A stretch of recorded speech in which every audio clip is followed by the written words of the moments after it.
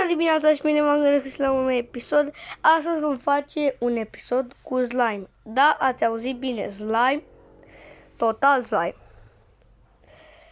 Ne vom juca cu el și doar stați să vedeți ce putem face noi cu slime. Vă voi spune la sfârșit și de unde se cumpără. Ia uitați. Opa! Opa!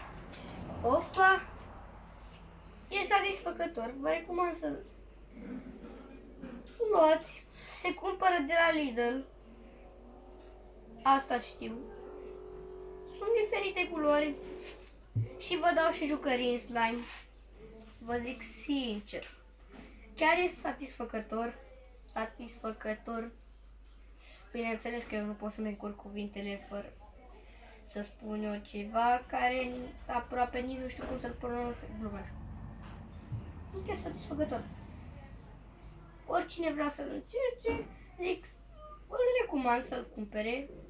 Cât a costat slime-ul? 30 de lei, cred. Nu e un preț rău, dar măcar se merită să-l cumpărați. Opa! Prima dată o să le lipească de mâini, dar o să vedeți voi că peste câteva zile, peste câteva săptămâni, nu o să se mai lipească de mâini, doar o să miroase ciudat, așa, dar vă vine să vă uitați.